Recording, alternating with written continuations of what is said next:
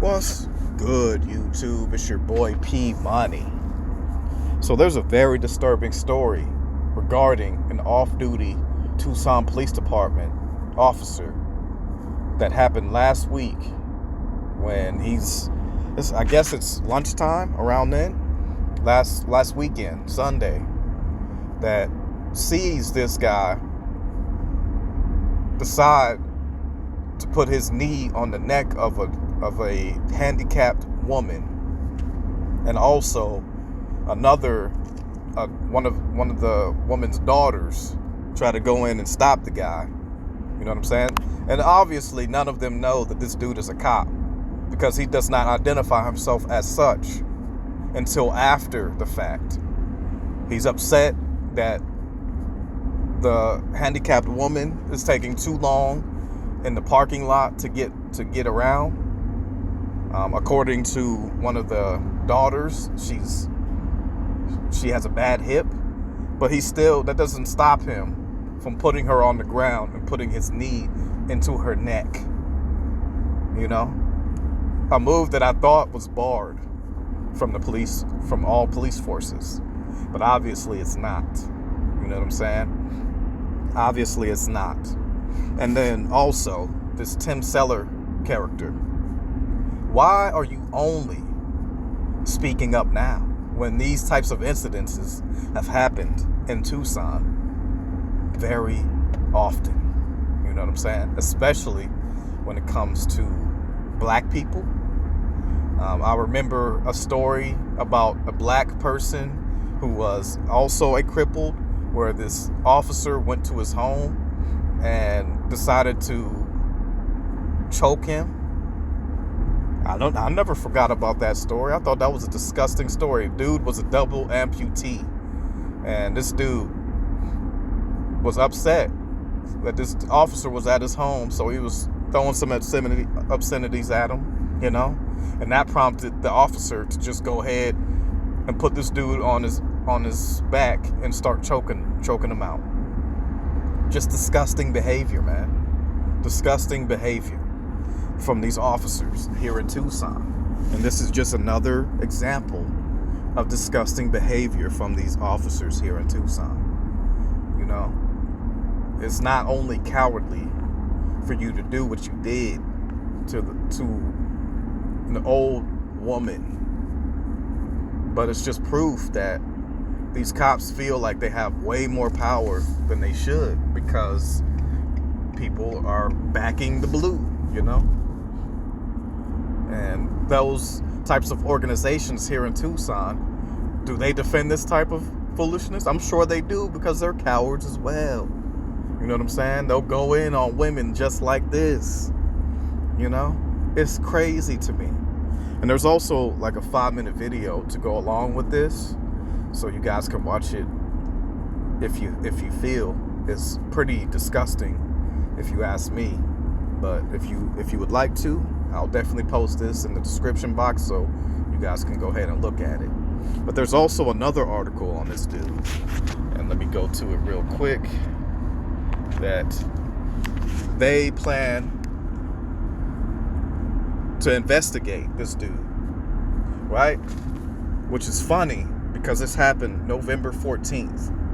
Today's the 29th of November, and they're just now talking about they're putting this dude under investigation. So this dude, along with the police officers, or the police department in Tucson, the Tucson Police Department, have had ample time to get their stories corroborated together to make it seem like what they're saying is what happened. And also, the woman who was allegedly the victim actually got charged when the officer got nothing. You know what I'm saying? Like, so their biases is running into the white community as well. You know what I'm saying? So it's funny. It's real funny how this is going, man. You know, like, for these law enforcement agencies, they're showing their true colors daily now, and they're not even trying to hide it anymore. And this is just another showing of it. You know, that they feel like they can do whatever they want to. And Obviously they can, because the Robert Szelewski didn't even get anything happening to him. They went down to the station, got their statements, and then they charged the lady that's on the ground with her knee on her neck. You know what I'm saying? Like, insane to me. That's insanity. That is insanity. But here you go. Tucson's police chief, Chris Magnus. I appreciate that the video of this incident raises concerns. Obviously it does. But it is important that we adhere to the legal requirement of due process. Nah. The video is proof that this dude was way out of line, and he needs to be held accountable for his actions. Just like I feel Tim Stellar, or whatever his name is, at the Arizona Daily Star should be held accountable when his journalistic integrity is not, or is in question. You know what I'm saying? And it is in question, because when those types of incidents happen to black people, where was Tim Stellar at? Nowhere to be found. Crickets. What about any other publication that's here in Arizona or in Tucson? Crickets. But when it comes to a white victim, there's this that happens, you know? Like, you guys get on it, you know what I'm saying?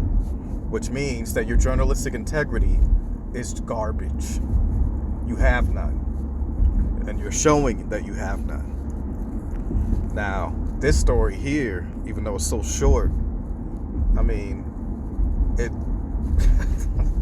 it's disgusting to me as well, because it took them a whole week and a day to put this dude under investigation. And I don't appreciate that, because it gives them time. Like I just said earlier, it gives these guys time to get their stories straight, and they stick to it because they are trained to do this stuff. Which is why I feel like them defunding the police is a viable thing, because they do this type of stuff to normal, everyday citizens who aren't doing anything. And then they get this happens. You know? It's not cool, man. It's not cool. This should not be happening to anyone, especially to black people. You know what I'm saying? But it keeps on going on, you know? And it's disgraceful to me that these dudes are this cowardly enough to do this to an elderly woman, you know? It's crazy. But I don't really have too much else on this one. This is your boy P Money. Tell me what you guys think. I'm off this.